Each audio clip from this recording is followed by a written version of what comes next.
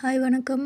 இன்றைக்கி நம்ம 10 பாட்டு அதில் இருக்கக்கூடிய 10 நூல்கள் என்னென்ன, அதனுடைய பாடல் அடி அளவு என்ன, அதனுடைய பொருள் அகப்பொருளா புறப்பொருளா, அது மாதிரி பாவகை என்ன, பாடியவர்கள் யார், பாட்டுடை தலைவன் யார், வேறு பெயர்கள் என்ன அப்படின்றத இந்த வீடியோவில் பார்க்குறோம். சரிங்களா? ஸோ 10 பாட்டுகளில் இருக்கிற நூல்கள் என்னென்ன நூல்கள்னு பாருங்கள். திருமுருக ஆற்றுப்படை, பொருணர் ஆற்றுப்படை, சிறுபான் ஆற்றுப்படை, பெரும்பான் ஆற்றுப்படை, முல்லைப்பாட்டு, மதுரை காஞ்சி, நெடுநெல்வாடை, குறிஞ்சிப்பாட்டு, பட்டினப்பாலை, மலைபடு கடாம்.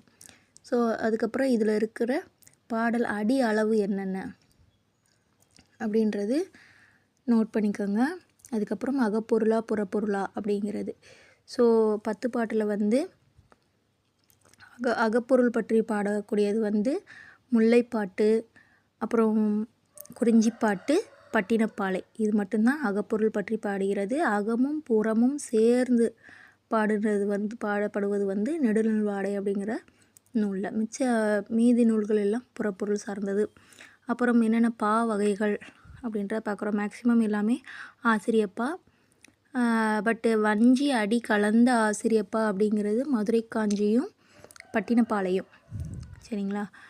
அதுக்கப்புறம் பாடியவர்கள் யார் யார் அப்படின்றது இந்த பக்கம் இருக்குது.